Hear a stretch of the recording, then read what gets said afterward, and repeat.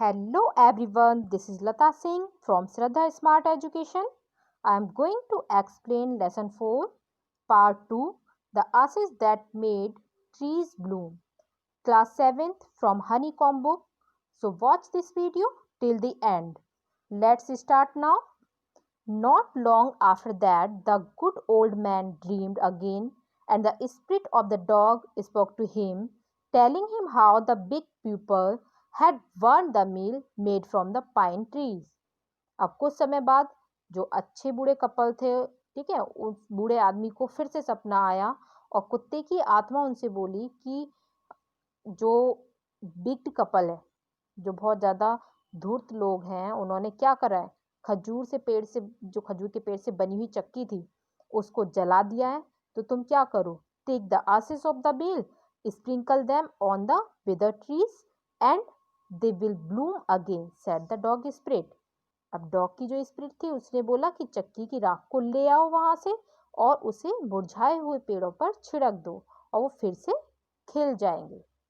The old man awoke and went at once to his big neighbor's house, where he found the miserable old pair sitting at the edge of their square fireplace.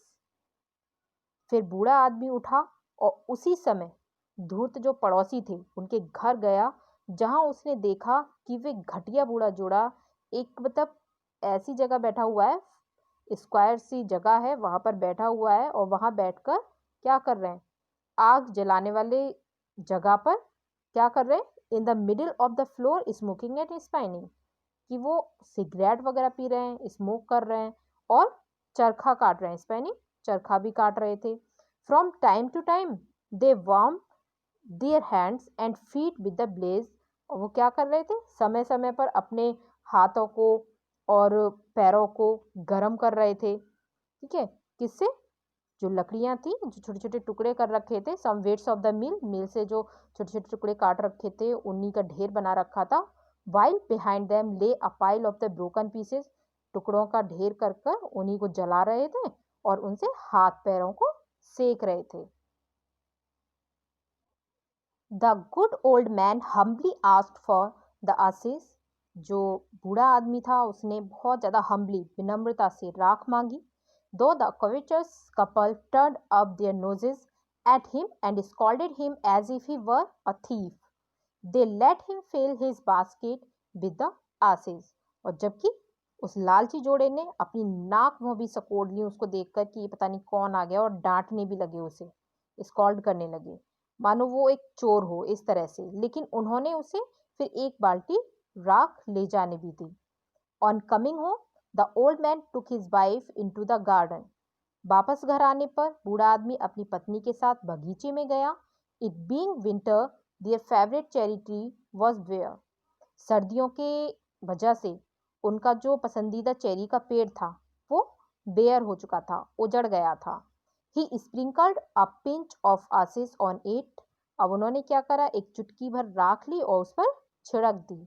And lo it sprouted blossom until it become a cloud of pink blossom blooms which perfumed the air, और उसके बाद जब तक गुलाबी कलियों का हवा को, जो उस पे फ्लावर्स थे, गुलाबी कलियां उभर आई थी, वो फिर क्या करने लगी थी, हवा को सुगंधित करने लगी थी। और एक तरह से ऐसे ऐसा लग रहा था जैसे कि बादल से बन गए हैं, क्लाउड ऑफ पिंक ब्लूम्स, जो गुलाबी कलियां हैं उनकी खुशबू से परफ्यूम पूरे हवा में फैल गई थी, उसके बादल बन चुके हैं, ऐसा उनको लग रहा था। The news of this filled the blaze and everyone ran out to see the wonder, और इस बात की खबर पूरे गांव में फैल गई और हर कोई इस जो वंडर था, चमत्कार था, उसको देखने आया। The covetous couple also heard the story and gathering up the remaining ashes of the meal kept them to make withered trees blossom blossoms।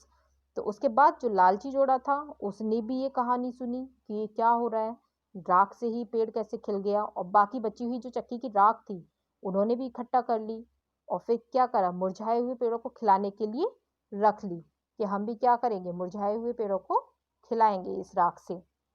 The kind old man hearing that this lord the daimyo was to pass along the high road near the, और फिर जो kind old man था, दयामयी बूढ़ा जो आदमी था, उसने जब ये सुना कि उनका जो राजा है, ठीक है, डायमोस का जो किंग है, डेम्यू का, गांव की मतलब blaze set out to see him, कि ऊंची पहाड़ी से उधर से गुजर रहा है, तो taking his basket of access, उसने क्या करा, अपनी बाल्टी उठा ली और चल पड़ा। As the train approached he climbed up into an old withered cherry tree that stood by the wayside. जैसे ही जो ट्रेन अप्रोच हो रही थी, ट्रेन ट्रेन मीन्स होता है प्रोसेसन, कारवां उधर से गुजर रहा था, तो बूढ़ा आदमी मुरझाए हुए चेरी के पेड़ पर चढ़ गया, जो कि सड़क के किनारे था, ठीक है, उस पर वो चढ़ गया। Now in the days of the daimyos it was the custom when their lord passed by for all the loyal people to shut up their high windows। उन दिनों डेमियोस के समय में ये रीति थी, ठीक है, ये कस्टम था कि जब राजा गुजरता था, सभी लोग क्या करते थे, जो उनकी घर होते थे, ठीक है, दूसरी मंजिल की खिड़कियां जो होती थी उसको बंद कर लेते थे। They even pasted them fast with a slip of paper so as not to commit the impertinence of looking down on his lordship। और वो यहाँ तक कि जो पेपर होते थे, पेपर के टुकड़े भी चिपका देते थे, ताकि राजा को देखने की कोई गुस्ताखी ना हो जाए, ठीक है, कोई राजा को ना देख पाए। All the people along the road would fall upon their hands and knees and remain prostrated until the procession passed by। सड़क के ऊपर चलने वाले सारे लोग अपने हाथों और घुटनों के बल बैठ जाते थे और ऐसे ही सीधे रहते थे जब तक कि वहां से जो प्रोसेसन था, ठीक है, जो कारवां था, वो गुजर नहीं जाता था, तब तक वो ऐसे ही बैठे रहते थे। The train drew near one tall competent man marched ahead crying out to the people by the bay। और उसके बाद जब प्रोसेसन नजदीक आता था, जो ट्रेन थी, कारवां नजदीक आया, तो एक लंबा आदमी आगे रास्ते के लोगों को चिल्लाता चल रहा था कि अपने घुटनों पर बैठ जाओ, gate down on your knees, gate down on your knees, अपने घुटनों के बल बैठ जाओ, अपने घुटनों के बल बैठ जाओ। And everyone nailed down while the प्रोसेसन was passing, और हर कोई घुटनों के बल बैठ जाता था जब तक कि शोभा यात्रा वहां से गुजर नहीं जाती थी। Suddenly the leader of the band caught sight of the aged man up in the tree. अचानक जो कोचवान होता है, ठीक है, उसने क्या करा, जो लीडर था, उसकी नजर पेड़ पर उस बूढ़े आदमी पर गई जो पेड़ पर बैठा हुआ था। He was about to call out to him in an angry tone, but seeing he was such an old fellow he pretended not to notice him and passed him by. वो गुस्से से उसको बुलाने वाला था, लेकिन उसे इतना बूढ़ा देखकर उसने सोचा कि अब इसको मतलब नजरअंदाज किया जाए, इसको देखा ही नहीं जाए, ठीक है, ये जताया कि वो उसको देख ही नहीं रहा है और वहां से गुजर गया। सो व्हेन द डेम्योस पालकीज draw near, the old man taking a pinch of ashes from his basket scattered it over the tree in a moment it burst into blossom। तब जब राजा की पालकी बिल्कुल नजदीक आई, बूढ़े आदमी ने एक चुटकी भर राख ली और उस पेड़ पर छिड़क दी, और मूवमेंट में ही, इन अ मूवमेंट, एक क्षण में ही वो फूटकर खिल गया, जो पेड़ था एकदम से पूरा खिल गया। The delighted daimyos order the train to be stopped and got out to see the wonder. Calling the old man to him, he thanked him and ordered presents of silk, robes, sponge cake, fans and other rewards to be given him। He even invited him to his castle। अब राजा बहुत ज्यादा खुश हो गया, उसने कारवां वहीं पर रुकवा लिया, हुक्म दिया कि कारवां को रोक दिया जाए, और उस अजीबो के देखने के लिए, जो भी वंडर हो रहा था, अजूबा सा हो रहा था, उसको वहां देखने के लिए बाहर आ गया, और बूढ़े आदमी को अपने पास बुलाते हुए उसको बहुत ज़्यादा धन्यवाद दिया और रेशमी कपड़े दिए उसके लिए, सिल्क रोब्स, रेशमी कपड़े, स्पॉन्ज केक दिया, फैंस दिए, पंखे, और भी बहुत सारी रिवॉर्ड्स दिए उसे। ठीक है, और उसको मतलब पुरस्कार देने का हुक्म दे दिया कि ये सारी चीज़ें उसको दे दी जाएं, और उसने उसे अपने किले पर भी बुलाया। He even invited him to his castle. Castle means होता है किला, तो उसने ऑर्डर दे दिया कि वो उसके किले पर भी आए। So the old man went gleefully home to share his joy with his dear old wife. इसलिए वो जो बूढ़ा आदमी था वो बहुत ज़्यादा खुशी पूर्वक अपनी प्रसन्नता अपनी पति से, जो इसकी पत्नी थी, सॉरी वाइफ थी, उससे बांटने के लिए घर पर पहुंच गया कि आज तो मैं बहुत खुश हूँ, राजा ने मुझे इतना कुछ दिया है। But when the greedy neighbor heard of it, he took some of the magic asses and went out on the highway. लेकिन जब उस लालची पड़ोसी ने ये सुना तो उसने कुछ राख ली और जहां से राजा गुजर रहे थे उसी राजमार्ग की ओर चल पड़ा। There he waited until a daimyo's train came along, and instead of kneeling down like the crowd, he climbed a withered cherry tree.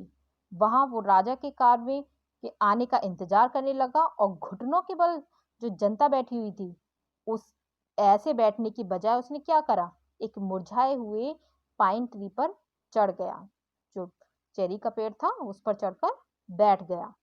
When the daimyo himself was almost directly under him, he threw a handful of ashes over the tree, which did not change a particle.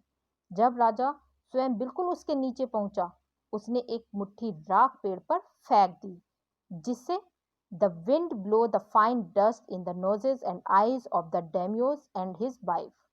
जिसके कारण जो हवा थी, ठीक है, हवा से वो जो रेत थी वो उड़कर राजा और उसकी पत्नी की नाक और आंख में घुस गई। Such sneezing and choking it spoiled all the pomp and dignity of the procession. इतनी छींकें और गला एकदम से चॉप्ड हो गया, उसने शोभा यात्रा की शान और इज्जत बिल्कुल खराब कर दी। जो प्रोसेसन निकल रहा था, पॉम्प एंड डिग्निटी, वो बिल्कुल खराब कर दिया सारा कुछ।